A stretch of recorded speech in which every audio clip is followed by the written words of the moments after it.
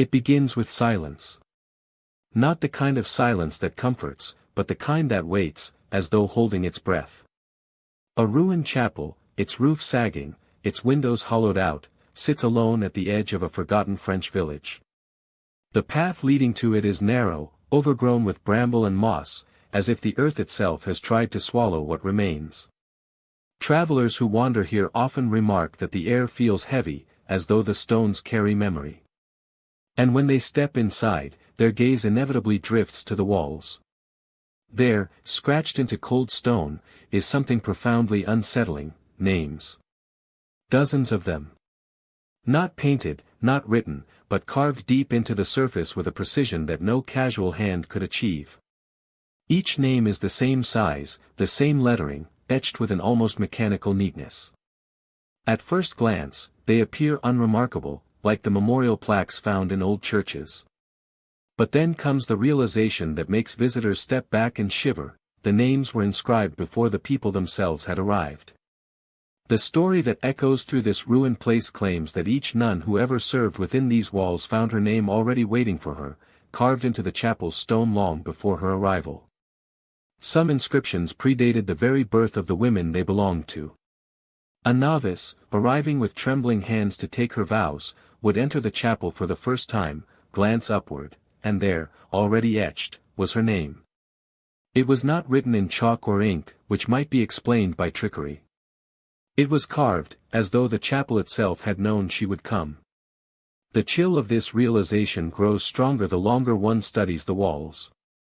For some names belong to women long gone, their dates aligning with the convent's earliest days. Others are eerily fresh, less worn by weather, as though engraved only recently. And then there are those that defy comprehension entirely, names belonging to women who never lived in the convent at all, women whom local families remember, yet who never took vows. Why would their names appear here, among the sisters? Why should the stone know them at all? Local accounts speak of the chapel as though it were alive, as if the building itself chose which names to inscribe. Some describe faint scratches appearing on bare stone, half-formed letters that deepened and sharpened over days until a complete name emerged. Others claim the walls would be unchanged one evening, only for a finished carving to appear by dawn. No sound of chiseling was ever heard, no witness ever caught the hand at work. It seemed that the engraving simply came into being, as though time had folded in on itself, revealing destinies not yet lived. This unsettling detail created fear among the novices. Imagine stepping into a sacred house for the first time, your heart heavy with the weight of vows you are not yet certain you can bear. Imagine kneeling in prayer, only to lift your eyes and see your own name carved into stone, telling you that your path was never yours to choose, that it was already chosen. Some novices cried upon discovering their names. Others fainted. A few begged to return home, claiming they felt as if their lives had already been written without their consent. The priests who oversaw the convent discouraged such talk, warning that it bordered on heresy. They called the inscriptions a misunderstanding, the work of unknown vandals, or dismissed them as illusions of the frightened. But the nuns themselves were not convinced. For they knew, with unshakable certainty, that no stranger could have predicted their names, nor etched them with such precision. And the walls bore witness long before their vows were ever whispered. As years passed, the phenomenon became a whispered legend. Travelers, scholars, and curious villagers dared to enter the chapel, staring wide-eyed at the walls. Some left in silence, refusing to speak of what they had seen. Others carried the story beyond the village, telling of a place where stone knew the names of the living before they arrived, where destiny was carved into walls long before a soul had chosen its path. What unsettles most, however, is not merely the impossibility of the carvings, but their persistence. Even after the chapel was abandoned, even as ivy crept across its walls and dust layered its altar, the names remained. They did not crumble with time. They did not fade with weather. They lingered, a roll call of those who had passed through, and of those who never did. This is the mystery that opens our story, a chapel whose walls knew the sisters before they themselves did. A place where the line between faith and fear blurred, where destiny seemed written in stone, not by God, nor by human hand, but by something in between. It is a story that whispers of prophecy, of madness, and of forces we do not understand. And so we begin here, in the dim light of an abandoned chapel, standing before walls carved with names. Some belong to the past, some to the forgotten, and perhaps, most hauntingly, some still belong to the future. To understand the chapel's mystery, we must first step back, far from the ruined walls, into the life of the village as it once was.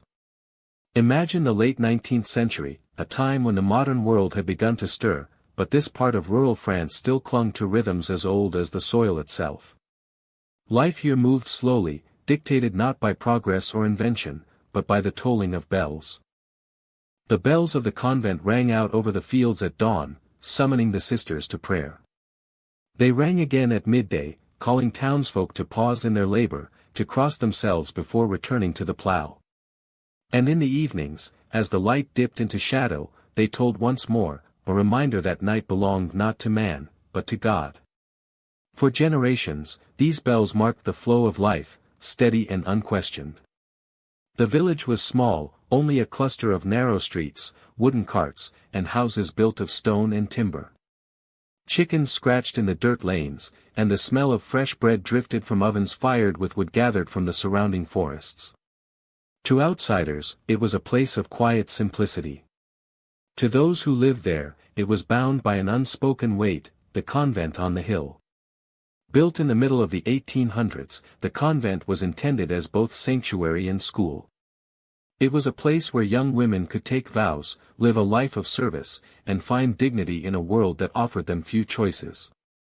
Parents who feared poverty or scandal sent daughters here with relief, assured that they would be cared for, fed, and clothed in exchange for devotion to God.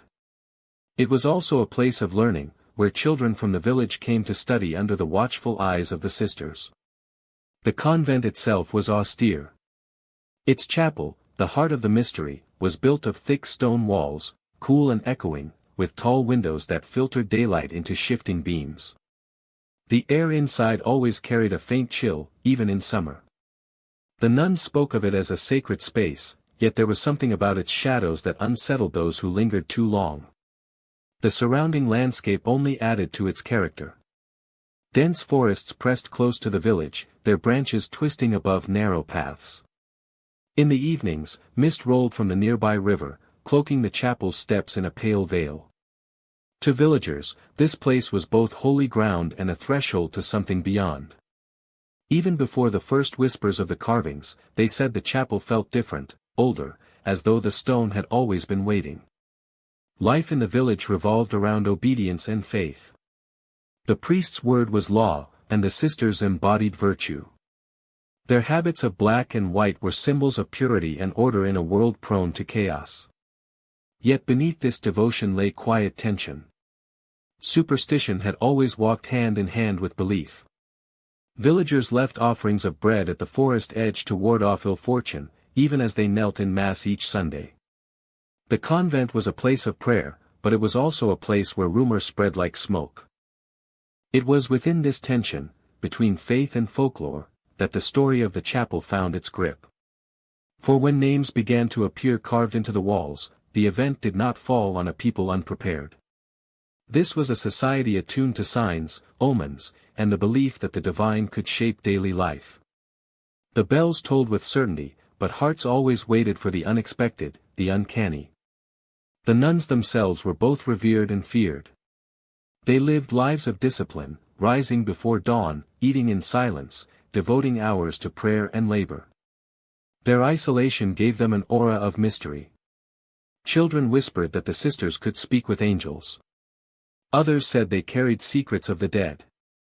When the rumor of the carvings reached villagers' ears, these perceptions fed the growing unease. If any place might hold such a phenomenon, it would be here, behind convent walls.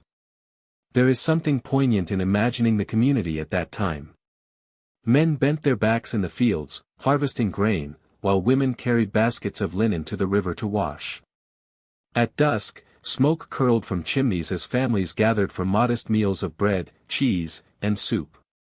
And yet, even in this ordinary rhythm, there was always the shadow of the chapel, always the pull of its bells. Every life, no matter how humble, was measured against the sound that rolled from its tower. The first time a novice stepped inside and discovered her name carved into stone, it was not only her private terror. It became part of the village's breath, passed from mouth to mouth, reshaping how people looked at their world. But even before the carving spread fear, the chapel had already been a place that commanded awe. The silence within its walls was unlike any other. When villagers were allowed inside during feast days, they spoke of feeling small, as if the stone itself pressed down upon them. The stained glass filtered light into hues of blood red and deep blue, casting shadows that seemed alive. To kneel there was to feel both seen and judged.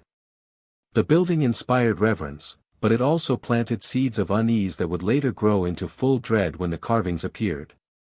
And so the stage was set, a remote village, a people guided by bells, and a convent whose presence shaped every aspect of their existence. Into this landscape came a phenomenon that defied belief. The carvings did not erupt into chaos overnight. They began quietly, faint scratches on stone easily ignored. But the soil had been prepared. Faith and superstition had already entwined. And when the inexplicable finally came, it was received by a people both ready to worship it and to fear it. This is the world beneath the silent bells, the world that gave the carvings their power. Without this stage, the story would have been a curiosity, easily dismissed. But within this place, this mixture of faith, superstition, and awe, the carvings became something far greater, a question that would haunt not only the sisters of the convent, but the village itself, for generations. The chapel's walls were not always marked. In its earliest days, when the convent first opened its doors, the stone was smooth, bare, unbroken. The masons who laid it down swore that every surface had been carefully worked, each block polished and set with precision.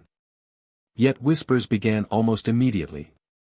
One laborer, returning months after the construction was complete, claimed he saw faint scratches where before there had been none. He dismissed it as erosion, the natural cracking of mortar, yet the memory troubled him. The scratches did not look like cracks. They looked like letters. At first, these marks were easy to ignore. The chapel was new, the sisters still learning its rhythm, and the villagers proud of their shining sanctuary. No one wanted to believe anything unusual could stain such a sacred place. But the faint lines did not vanish. Instead, over the years, they seemed to deepen, becoming more defined.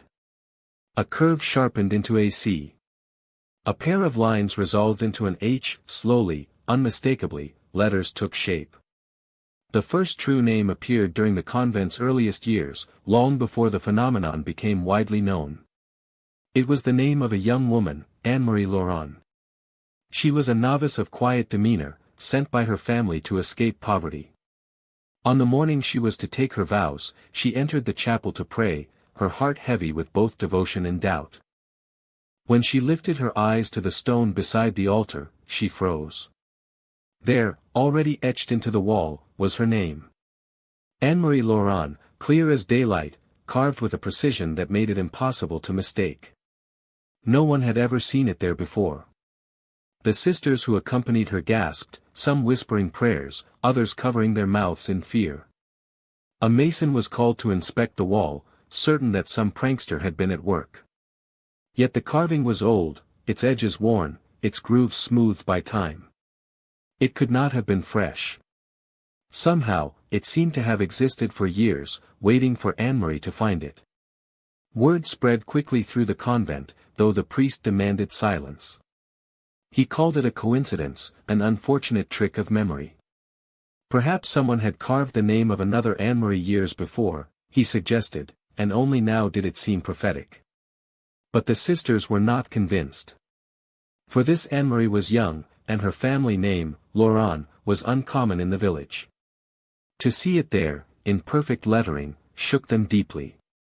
Anne-Marie herself took it as a sign. She entered her vows with trembling lips, convinced that her life had already been written. Yet others found the event unsettling, a shadow creeping into their prayers. If her name had been waiting, what else was already etched upon those walls? In the years that followed, more names appeared. At first, they emerged faintly, as scratches so shallow they could be dismissed. But time and again, the marks grew deeper, resolving into names that belonged to novices only days or weeks before their arrival. One sister claimed she saw her name slowly emerging across a period of months, each letter taking form as she drew closer to her vows. Another found hers completed overnight, as though unseen hands had worked while the convent slept. These were not crude inscriptions. Each name was rendered in the same neat, deliberate script, as if guided by a master hand. They were neither too shallow nor too deep, perfectly etched with a consistency no mason could replicate without tools. Yet no sound of chiseling was ever heard. The sisters prayed daily in that chapel, and never once did they hear the scrape of stone. The names simply appeared. At first, the townsfolk did not know. The priests and senior sisters worked hard to suppress the rumors. But the novices whispered among themselves, their fear outweighing obedience. Some said the chapel had been built on cursed ground. Others suggested that God himself was writing his chosen names into the stone. Yet beneath these explanations lay an unease no prayer could dispel. By the 1870s, the phenomenon could no longer be denied. Too many had seen their names carved in advance, too many witnesses swore it was true. Villagers began to murmur that the convent was touched by prophecy, or worse, by something darker.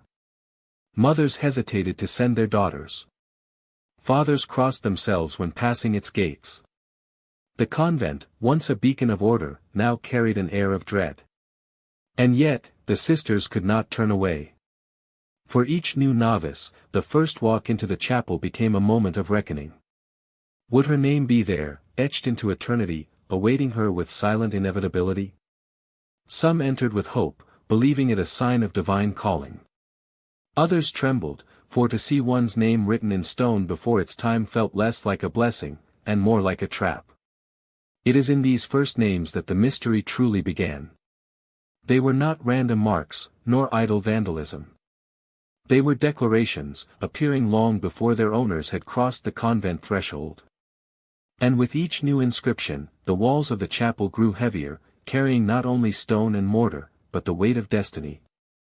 These were the beginnings, the earliest signs of something the church could not explain and dared not acknowledge.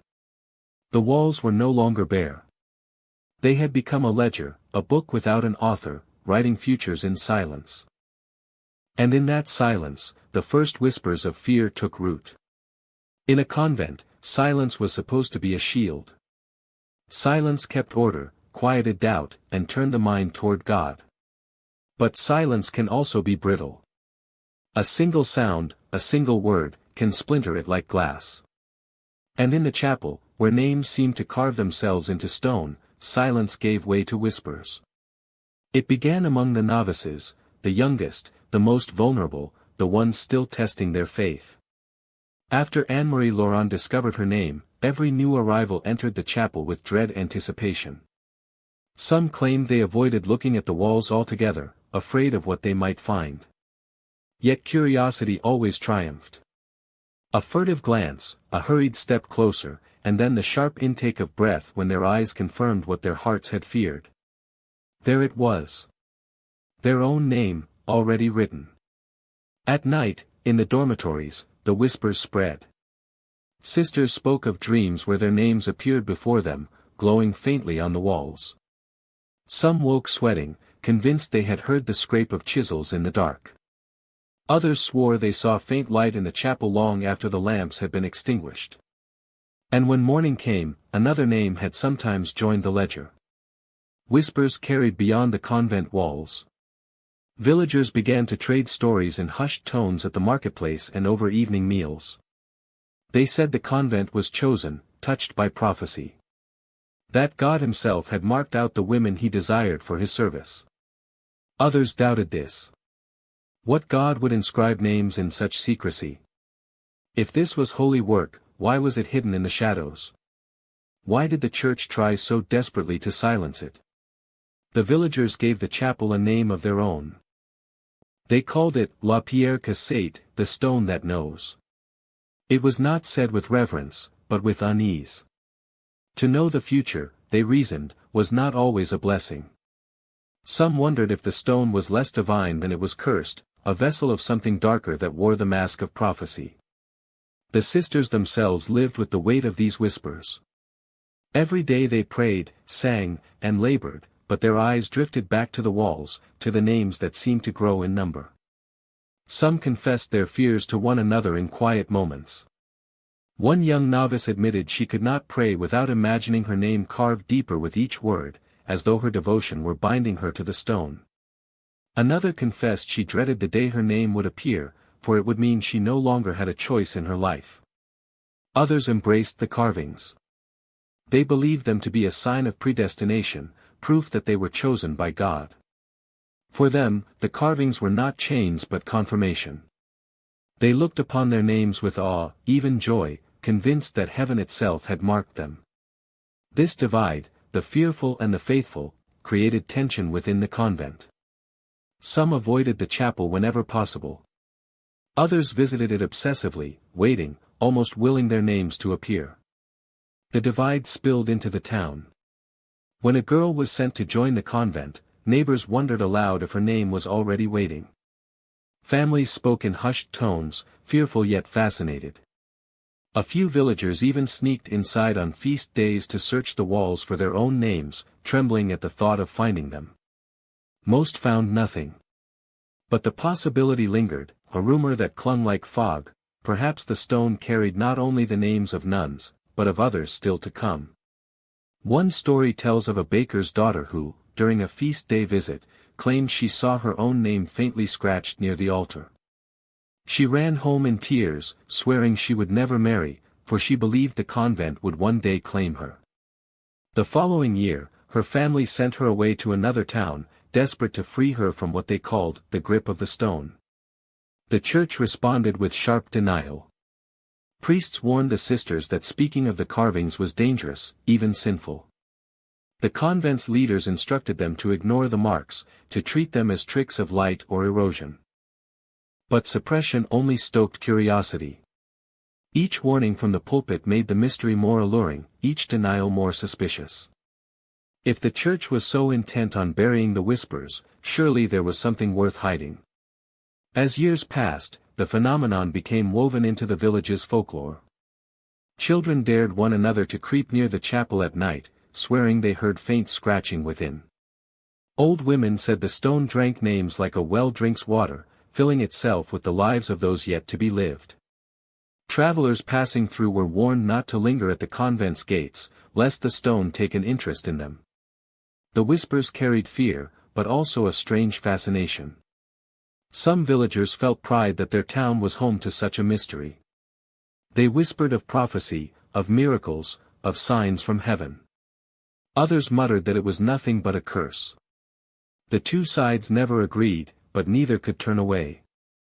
For the sisters, the whispers were harder to escape. They lived with the walls every day, prayed before them, knelt in their shadow. No matter how the church commanded silence, the whispers thrived in the stillness of cloisters, in the tremor of candlelight, in the echo of steps down stone halls. To live there was to live under constant watch, as though the stone were listening. And so the chapel's reputation grew, not through proclamations or sermons, but through the quiet persistence of whispers. They were the language of unease, soft enough to escape punishment, strong enough to endure. Whispers that turned the chapel from a house of prayer into something else entirely, a place where futures seemed to be written before they were lived. It was in these whispers that the legend began to take root. Not in declarations, not in the certainty of priests or the records of scholars, but in the fragile voices of the fearful. Voices that said the stone was alive. Voices that swore it knew more than men should ever know. There is a moment in every legend when unease turns into dread. For the convent, that moment came when the carvings stopped being faint, half-formed scratches and began appearing with clarity, deliberate, sharp, undeniable. The sisters had whispered for years about the walls, but when the names began arriving fully shaped, as though chiseled by invisible hands, their whispers turned into silence. It was no longer possible to pretend this was erosion or coincidence. Witness accounts from the time described the carvings as eerily precise. Each name was etched with perfect depth and symmetry, as though cut by a skilled craftsman. The grooves were clean, without splintering or roughness, and they carried a uniformity no trembling human hand could produce. The lettering never varied. Each curve and line was exactly the same as the last. It was as if one unseen writer had claimed the chapel as its page, and every new novice was another line in its manuscript. What unsettled the sisters most was not only the neatness, but the timing. On more than one occasion, a name appeared on the wall days before the girl herself had ever applied to join the convent. Letters formed for women who were still living ordinary lives in villages miles away, unaware that their fates were already carved in stone. When those women eventually arrived, they would step into the chapel for the first time, only to find themselves already inscribed. One nun recalled how the walls seemed to anticipate arrivals with uncanny accuracy. She wrote in her diary that the inscriptions felt less like miracles and more like traps. "The wall knows us," she confessed, "before we even know ourselves." Another spoke of watching faint marks deepen into letters over the course of nights. She described them as if the stone was breathing the words out, inhaling destiny, exhaling names. Then came the accounts of sudden appearances. Sisters swore that they had prayed in the chapel in the evening, the walls unmarked, and returned the next morning to find a new name fully completed. No sounds of chiseling were ever heard. No fragments of stone littered the floor. It was as though the stone absorbed the act of carving into its very being, leaving no trace of the work, only the finished product. This eerie silence troubled the sisters. If a human hand were doing this, they reasoned, it would leave evidence, the ring of hammer on chisel, the dust of stone, the hours of labor. Yet the chapel remained clean, quiet, immaculate. No one had ever been caught in the act. The only conclusion left was one that terrified them: the carvings happened without hands. Interpretations split the convent. Some declared it a miracle. They believed God himself was inscribing the chosen, branding the chapel as sacred ground where heaven and earth touched. Others whispered darker theories, that it was not God, but something else, something older than the convent and older than the church, using the walls to claim its own. To those sisters, the carvings were not holy signs but warnings. The duality grew sharper as the phenomenon spread. Some novices fell to their knees in tears when they saw their names, convinced they had been chosen for divine service. They touched the letters with trembling fingers, tracing the grooves as though they could feel heaven's hand. Others recoiled, refusing to look, afraid that each letter bound them to a fate they could no longer escape. One novice reportedly refused her vows altogether after discovering her name on the wall, declaring she had not chosen God, but that the stone had chosen her. Outside the convent, villagers became more fearful. Rumors escaped despite the priest's efforts to contain them. Families whispered that the chapel stole lives before they were lived, that its walls consumed choice and left only inevitability. Some refused to send their daughters at all. Yet others, curiously, saw it as a blessing, believing the chapel to be a portal of divine certainty, a promise that their daughters were destined for holy life. The convent's reputation became paradoxical, feared by some, revered by others. One detail returned again and again in testimonies: the carvings had no age. They did not fade, they did not weather. A name inscribed 20 years earlier looked as sharp as one etched last week. The stone seemed untouched by time, as though it preserved the names in perfect stasis. This unnerving permanence convinced many that the inscriptions were not of earthly origin. By the late 19th century, the convent was no longer merely a place of prayer. It had become a place of reckoning. To enter the chapel was to confront inevitability itself, to stand before stone that knew more than any human eye should know. Some sisters whispered of an unseen hand that moved at night, a hand made not of flesh but of shadow, carving letters in silence. They never saw it, but they felt its presence, the chill in the air, the faint echo in the stone, the sense of being watched by something patient and precise. The phenomenon blurred the boundary between miracle and curse, faith and fear. The hand that carved in silence never revealed itself. Yet its work remained, name after name, etched into eternity. And the sisters, bound to that chapel, lived under its watchful presence. In the years to come, this silent carver would not stop. It would continue its work until prophecy and dread became indistinguishable. And the convent, once a place of quiet devotion, would become a crucible of faith tested against the unexplainable. For the Church, mystery is acceptable only when it strengthens faith. Wonders are welcome if they align with Scripture, if they drive the flock closer to God. But the carvings inside the chapel were different. They inspired devotion in some, yes, but they also inspired fear. And fear, left unchecked, becomes dangerous. It was not long before the Church decided that something had to be done. The first reaction was dismissal. Local priests preached from the pulpit that the stories were exaggerations, childish superstition whispered by novices who had not yet hardened their faith. They called the carvings accidents of erosion, or misremembered graffiti, perhaps even the work of villagers playing cruel tricks. They warned that to believe otherwise was to invite heresy. From the pulpit, the message was clear: ignore the whispers, silence the doubts. But inside the convent walls, suppression was less gentle. Sisters who admitted to feeling fear were reprimanded. They were told their doubt was a sin against God, that their trembling was weakness of spirit. Those who spoke too openly were reassigned to duties far from the chapel, scrubbing floors or tending gardens where they could not influence the others. Senior nuns patrolled conversations, listening for signs of unrest. Silence was demanded not only in prayer, but in thought. The carvings, however, did not stop.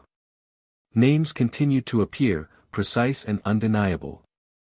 And the more the Church insisted on silence, the louder the whispers grew in secret. Faith, once a shield, became a prison. Sisters confessed to one another not in the confessional, but in hurried moments when no superior was listening. Some admitted to avoiding the chapel altogether.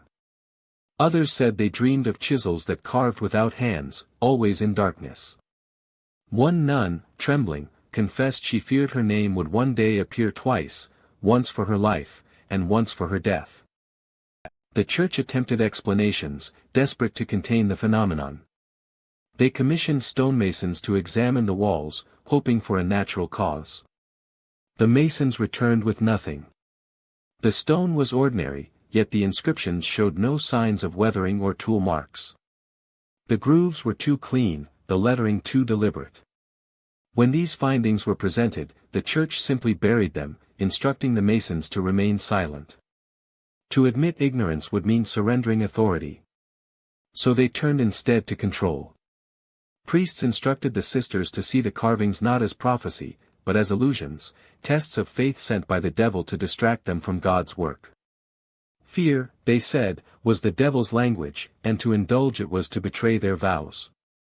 This explanation satisfied some, but not all. For even if the devil was blamed, the carvings still remained, sharp and visible, carved deeper each year. The stone did not care for theology. It carried its own certainty. The repression grew harsher when incidents began to spread. A novice fainted upon discovering her name, her collapse drawing the attention of the entire convent. Another refused to eat, certain that her future was already sealed and that nothing she did mattered. A third attempted to flee, scaling the convent walls at night, only to be caught and brought back in shame. To the leaders, this was rebellion. To the sisters, it was fear turned desperate. Punishments followed. Those who panicked were confined to isolation, their fears branded as hysteria.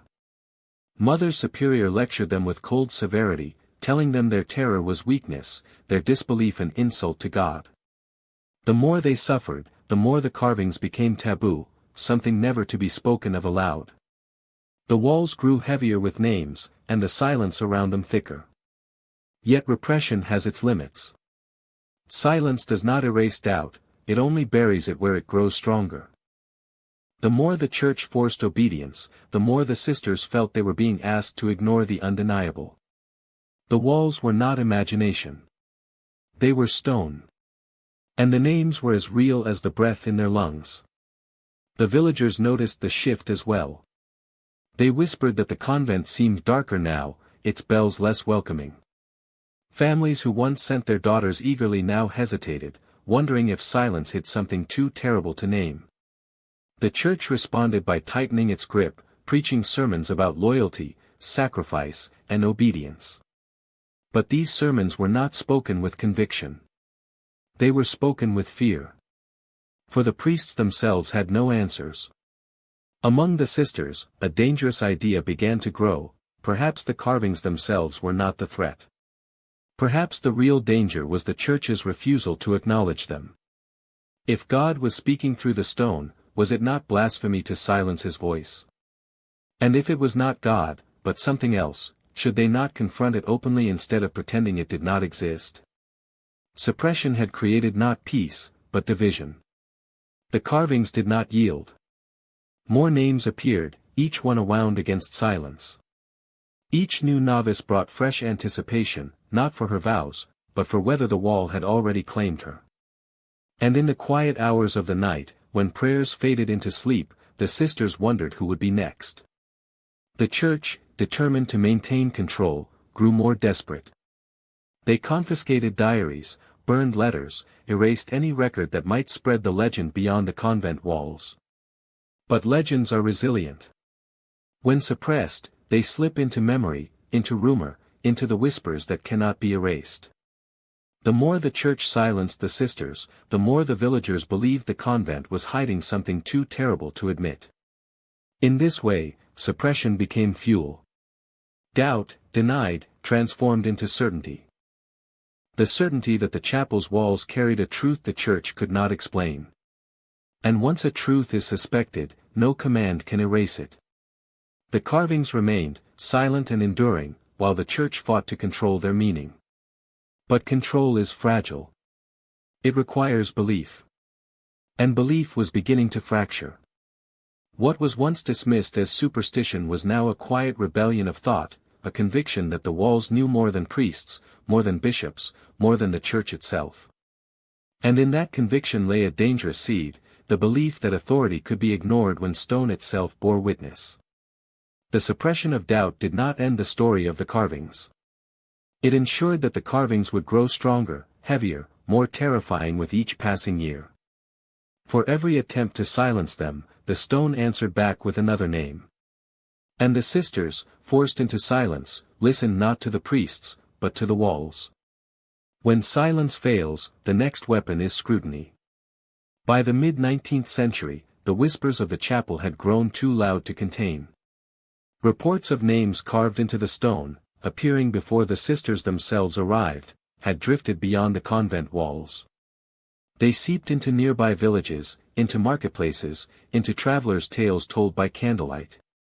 Soon, the phenomenon reached the ears of those who thrived on doubt, skeptics, scholars, and men of reason determined to expose fraud where others saw fear. The arrival of the skeptics was not announced with fanfare. They came quietly, often under the pretense of pilgrimage or academic study. Some were local intellectuals, others traveling antiquarians who had heard rumor of the chapel's strange walls. They arrived with notebooks, magnifying glasses, and skepticism sharpened like a blade.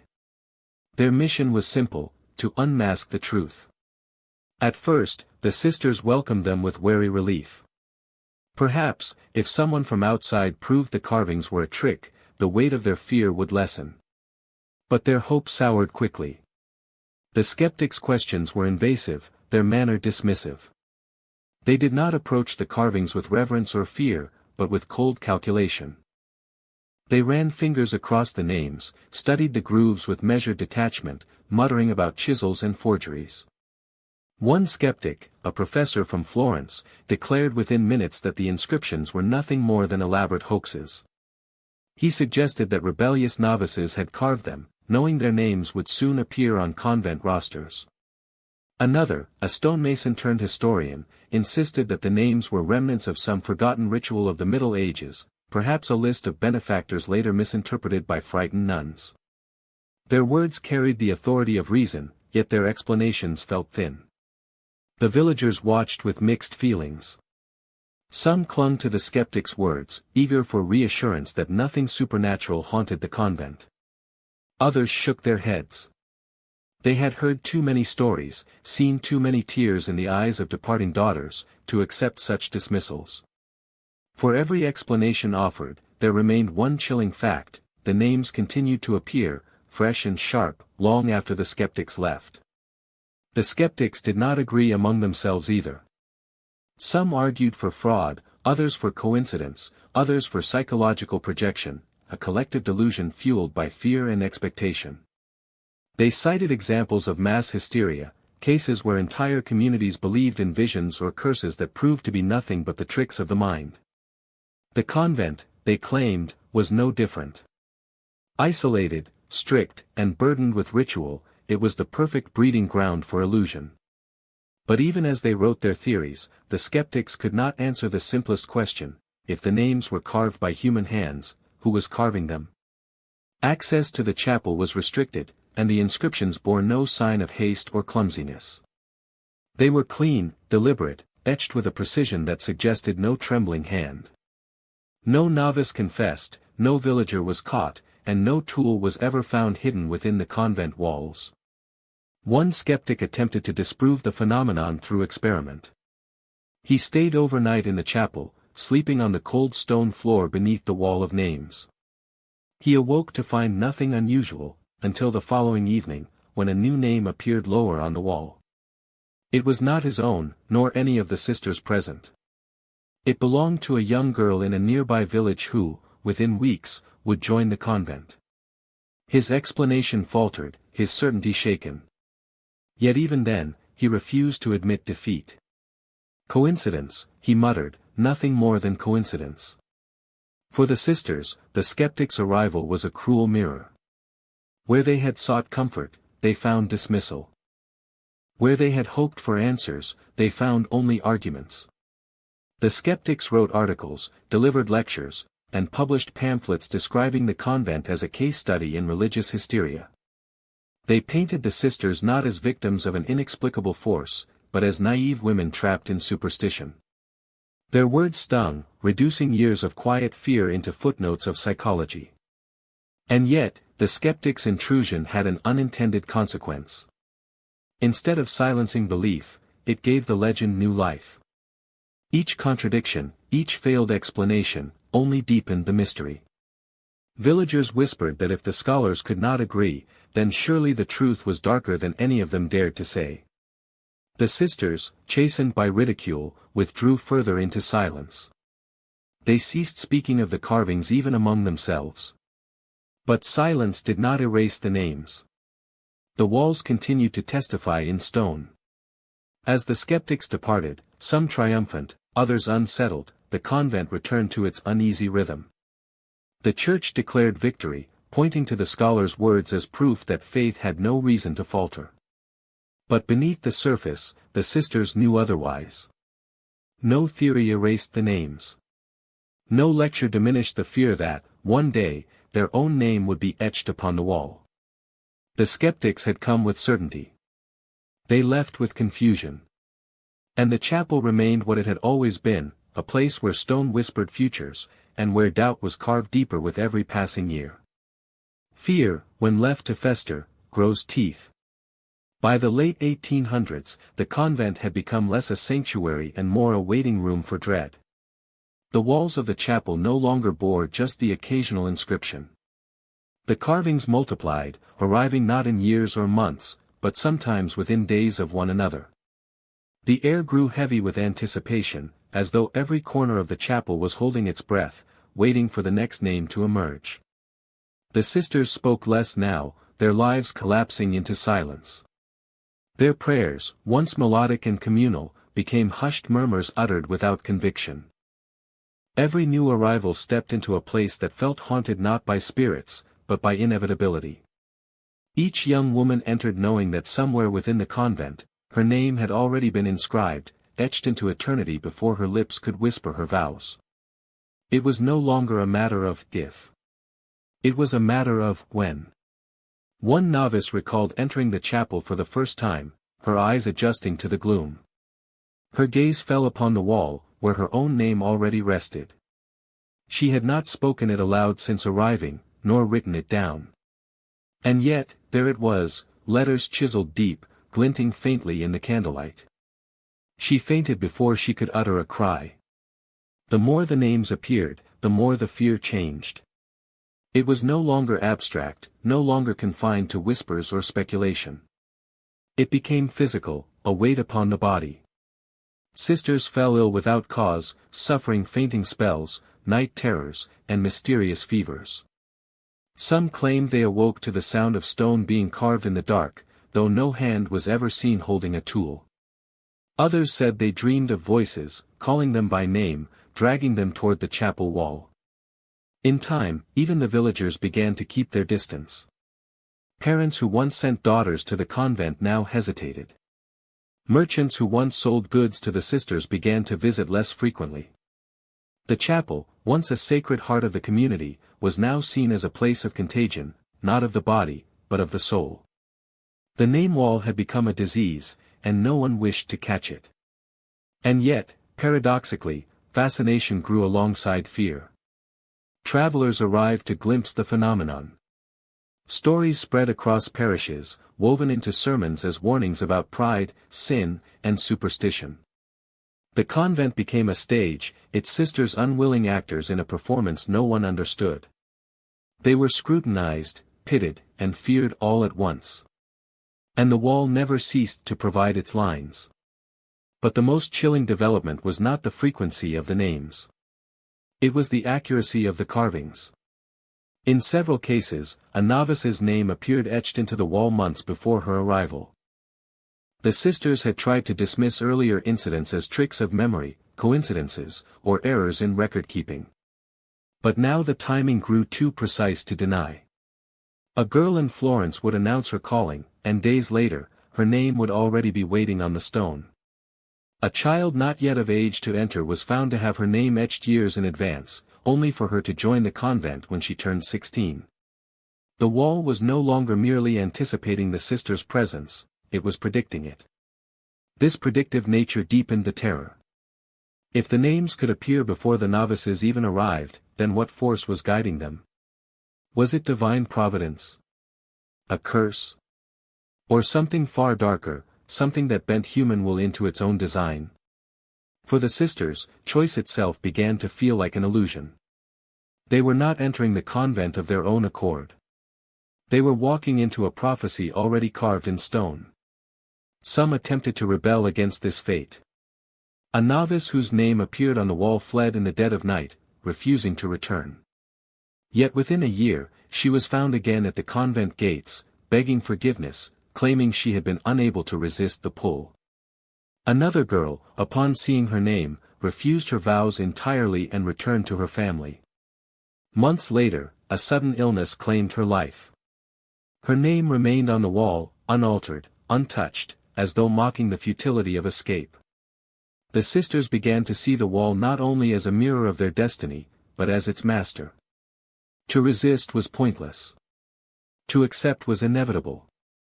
Fear made flesh does not simply haunt, it commands.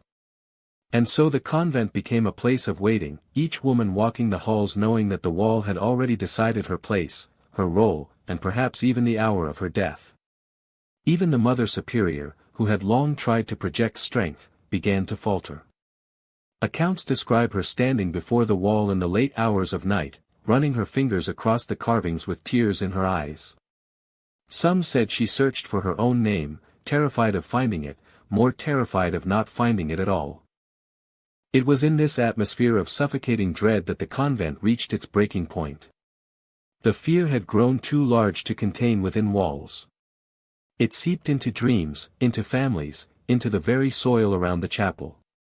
And though skeptics had dismissed it, though priests had tried to sanctify it, the sisters knew the truth, something was happening here that could not be denied.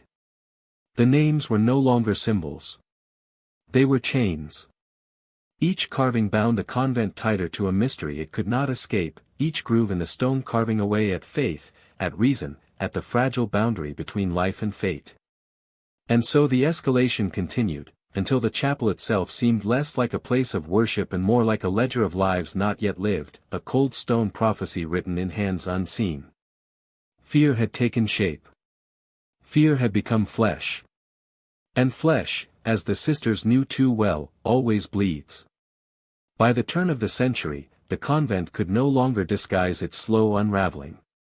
For years, the sisters had endured the carvings in silence, bearing them as both punishment and prophecy. But silence, like stone, eventually cracks. And when it did, the collapse was sudden, violent, and irreversible. The first fracture came not from the outside world, but from within the cloistered walls. A young novice named Katerina was found weeping at the altar one winter's morning, her hands raw from clawing at the stone wall where her name had appeared. She had tried, in desperation, to scratch it out, to erase the inevitability she saw looming over her. When the other sisters pulled her back, she screamed with such ferocity that they feared she had lost her mind. "It's not just the names," she cried. "It's the dates. Can't you see the dates?" At first, no one understood. But upon closer inspection, some sisters began to notice faint markings beside several of the names, tiny numerals, almost invisible unless the candlelight struck the wall at an angle. They had always dismissed them as imperfections in the stone. But once the idea was spoken aloud, they could not unsee it. The numbers were deliberate.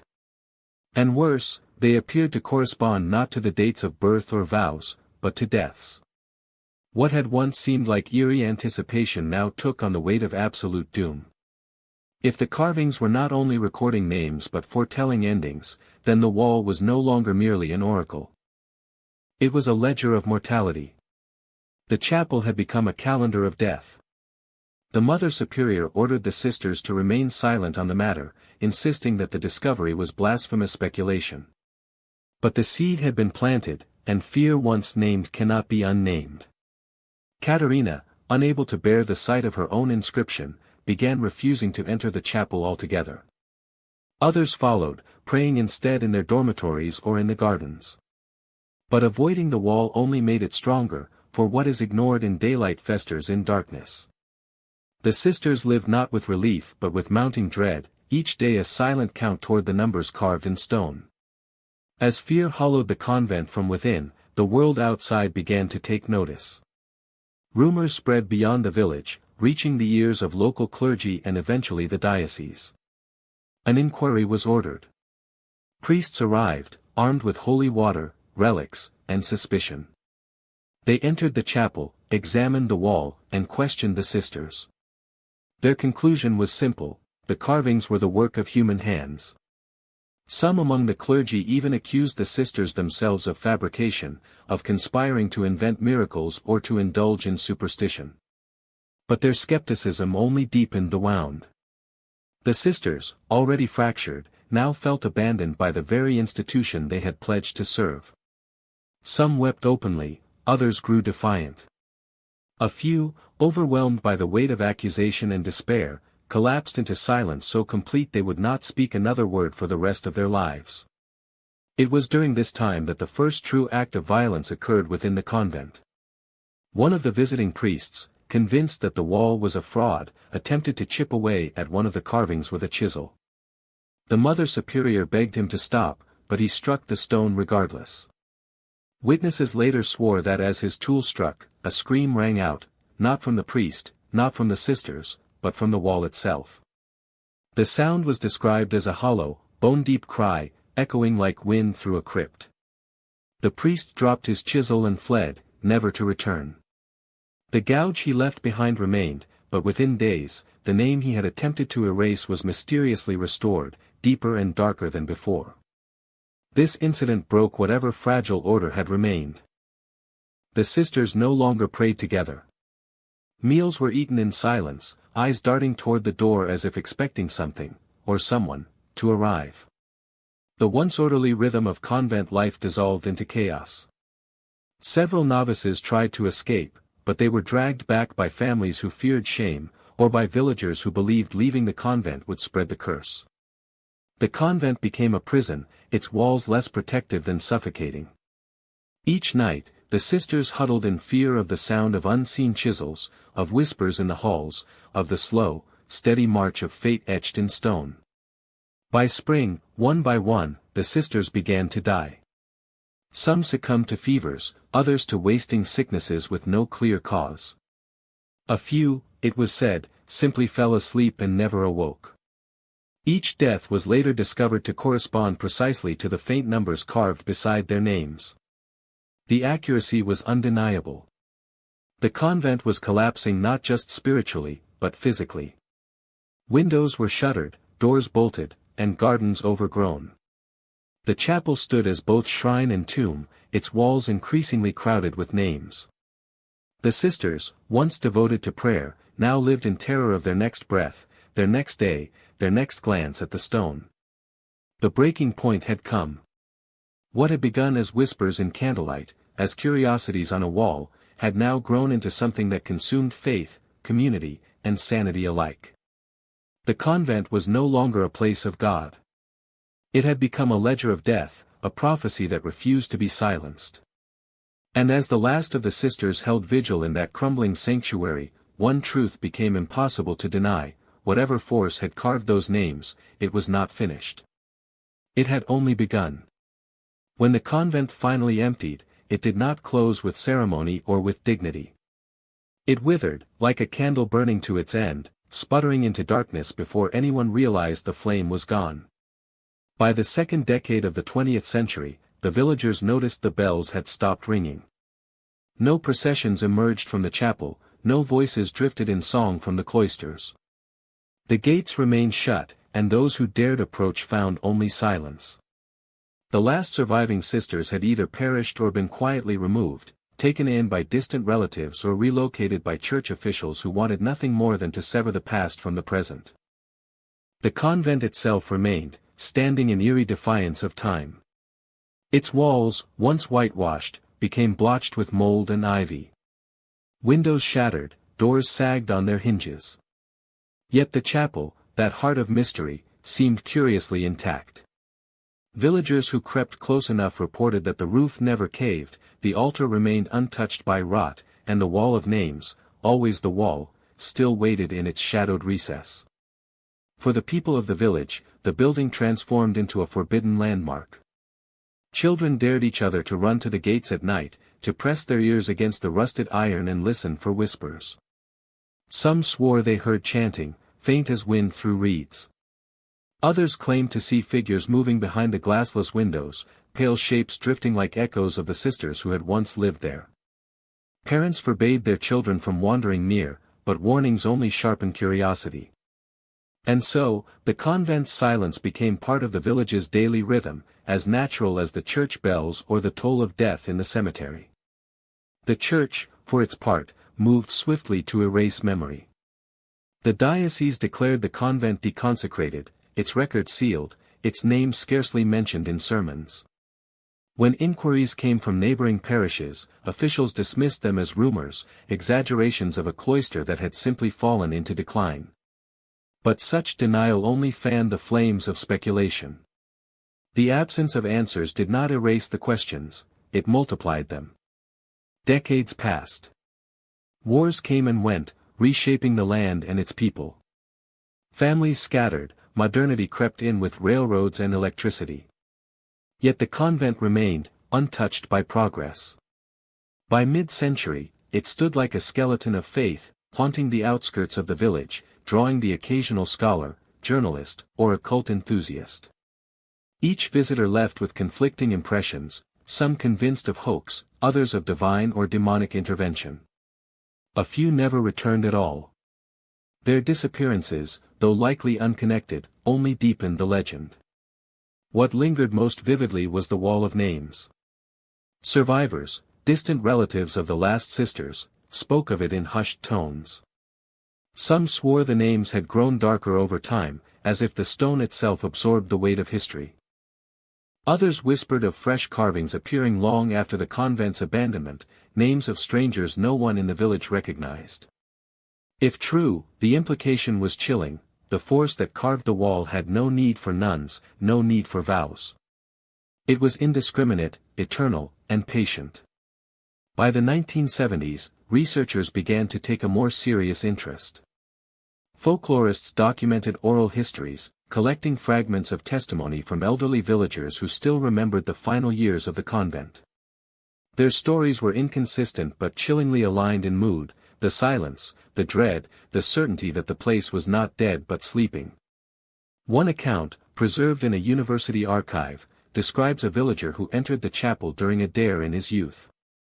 He claimed that as he approached the wall, he found not only the names of long-dead nuns but one belonging to himself, carved decades before his birth. He left the chapel shaking and swore never to return. The man lived to old age, but he never escaped the terror of what he had seen. The church resisted every effort at excavation or demolition. Some said the land itself was cursed, that attempts to raise the building ended in accidents or sudden illness among workers.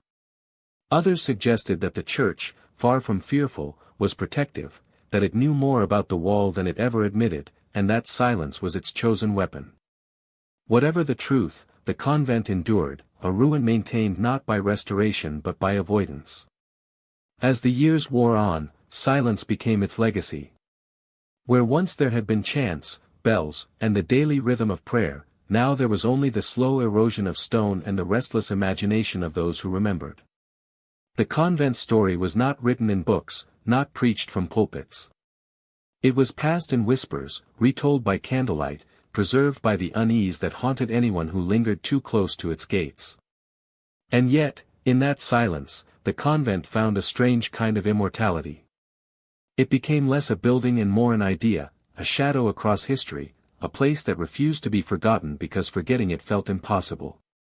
The wall of names, unseen yet ever present, existed in the minds of villagers as vividly as if they stood before it daily. It was no longer only a mystery of stone but a mystery of memory. Even today, those who travel to the site describe a heavy quietness, a stillness that feels unnatural. Birds do not linger near the chapel. The air hangs thick, unmoving. And though the walls crumble and ivy grows wild, the stone that holds the names appears untouched, as if time itself dares not deface it. Thus the aftermath of the convent was not noise, not revelation, not destruction. It was silence. Silence that stretches across generations, silence that conceals as much as it reveals. The silence of stone that remembers every name, every vow, every death. And perhaps, in its terrible patience, still waits for more. What remained after the convent fell silent was not merely a ruin, but a vacuum, a space that invited explanation, demanded interpretation, and resisted every attempt to confine it. Scholars, priests, skeptics, and dreamers all turned their attention to the wall of names, and from their efforts emerged a tapestry of theories. Some were logical, others fantastical, but all were haunted by the same dilemma: the carvings existed, and their precision defied every simple answer. The church's official position, when it spoke at all, was painfully cautious. Certain bishops suggested the carvings were the work of the nuns themselves, a secret tradition that outsiders had misunderstood. According to this interpretation, the sisters carved their own names into the stone upon taking their vows. This, they claimed, explained why every name appeared before a new nun arrived. The community already knew who was coming, who had been chosen, and the carving was an act of spiritual anticipation. It was not mystery but ritual. But such explanations faltered under scrutiny. Visitors who examined the carvings insisted the etchings were uniform in style, depth, and technique, traits suggesting a single hand or force had made them all. Moreover, the names sometimes appeared months, even years, before the women entered the convent. Records showed that many of these women had not even intended to take vows at the time their names were carved. In some cases, their families only decided to send them after sudden misfortune, an illness, a loss of dowry, or the death of a father. How could the convent possibly have known? This gap between official explanation and physical evidence gave rise to other theories. The most rational among them was psychological. The carvings were real, yes, but the mystery around their timing was distorted by memory. Villagers, hearing stories years later, perhaps misremembered when the names appeared.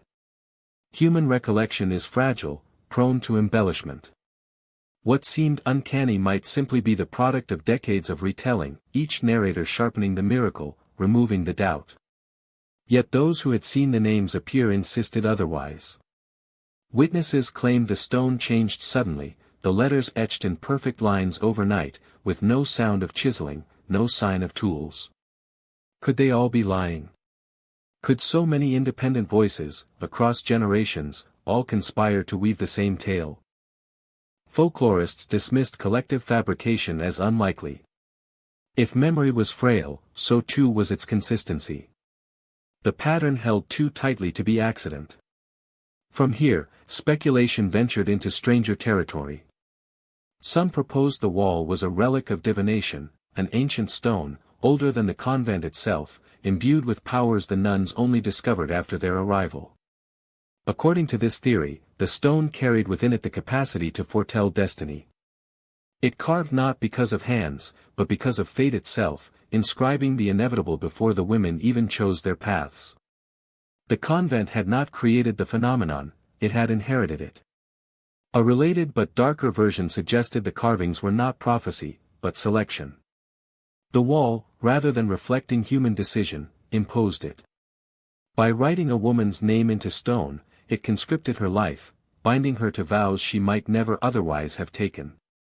In this telling, the nuns were not volunteers but captives, prisoners of an unseen will that dictated their futures with merciless finality. Others still proposed demonic influence.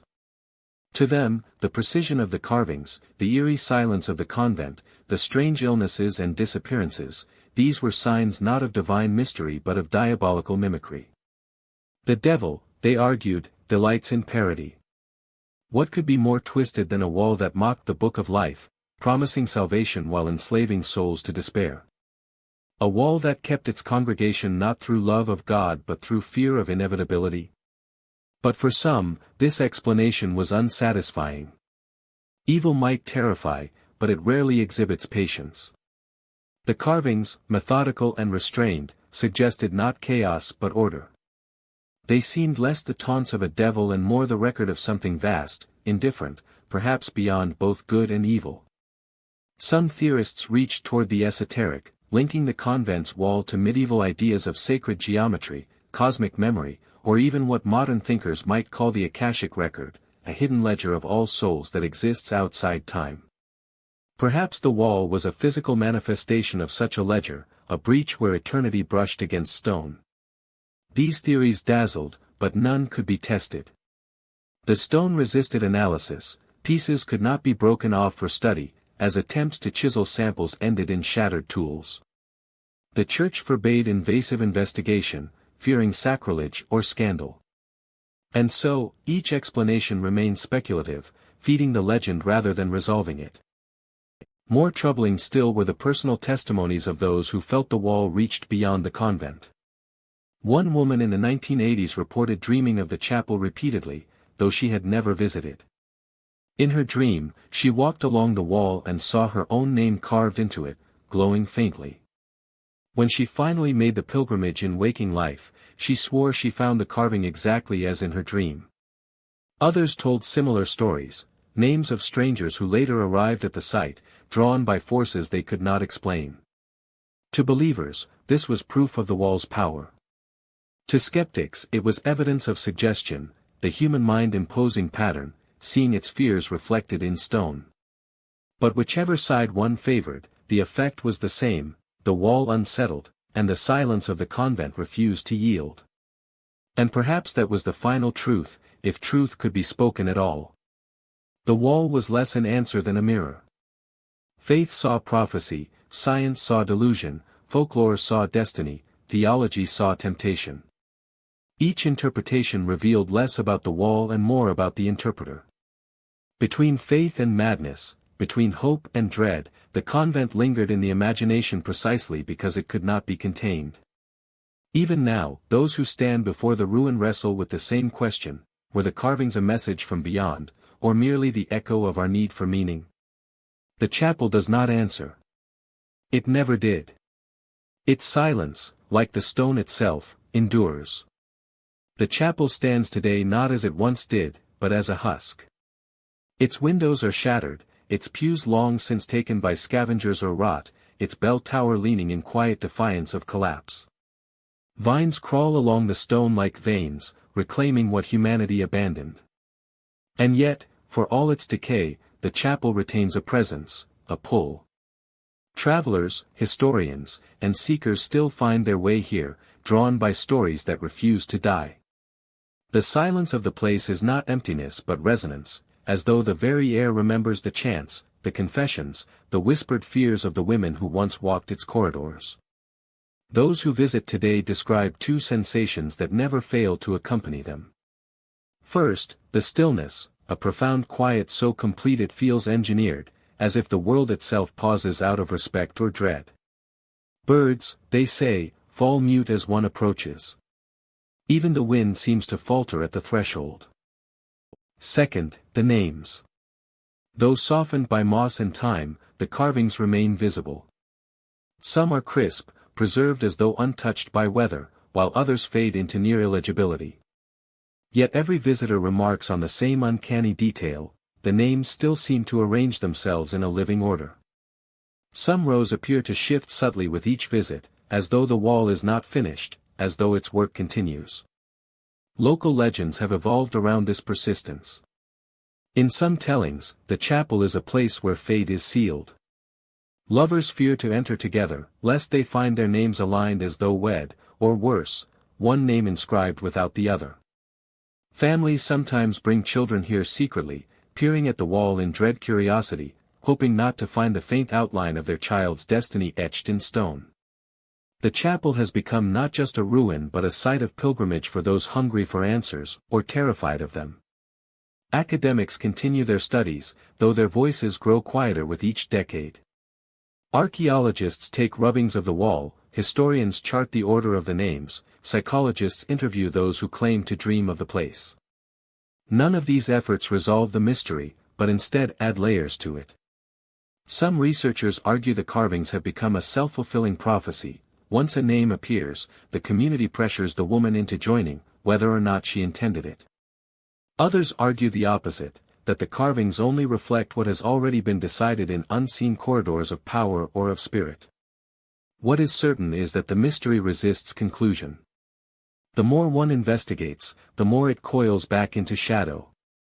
For the Church, the legacy is an uneasy one. Officials rarely speak of the chapel, preferring to let it fade quietly from the record. And yet, despite the silence, the building has never been fully condemned or demolished. Requests to repurpose the land have been denied.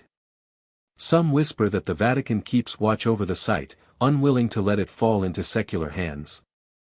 Others believe the inaction itself is an acknowledgement that whatever dwells within those walls is better left undisturbed, cordoned off by neglect rather than confrontation. But outside officialdom, the chapel thrives in folklore. Writers, poets, and filmmakers borrow from its story, crafting tales of predestination, sacrifice, and madness. The wall of names becomes a metaphor for inevitability, a symbol of the human terror that our lives are not our own. For some, it is a Gothic curiosity, a ghost story with historical roots.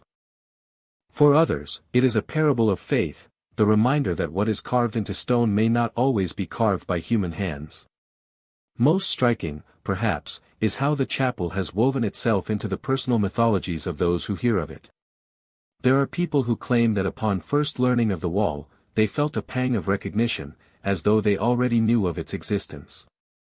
Some admit they fear ever visiting, worried they will find their own names, waiting patiently in the stone. Others confess a strange yearning to see it, believing that to find their name there would bring clarity, purpose, perhaps even peace. In this way, the legacy of the chapel stretches far beyond its physical boundaries. It becomes an idea, a haunting, carried in minds across the world. And so the ruin persists, not alive, but not dead either. It hovers in a liminal space, a monument to unanswered questions. Every generation that stumbles upon it repeats the same cycle: awe, fear, speculation, silence. The cycle itself has become part of the chapel's identity, ensuring that it cannot be forgotten. Even if the stones one day crumble entirely, the story will endure, passed along in whispers, in books, in the quiet dread that somewhere in the world lies a wall that knows our names before we do. The legacy of the silent chapel, then, is twofold. On one level, it is a relic of history, a ruin with carvings no weather can erase, a puzzle no scholar can solve. On another, it is a reflection of us, the human need to believe our lives are written, to find meaning in mystery, even at the cost of fear. Whether divine or diabolical, natural or supernatural, the wall remains. And as long as it remains, so too will the questions it raises.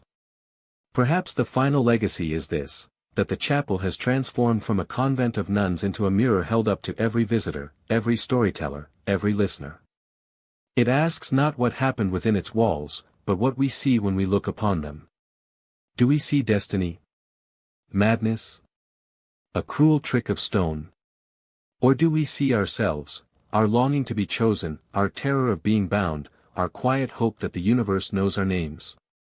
The wall does not answer. It never has.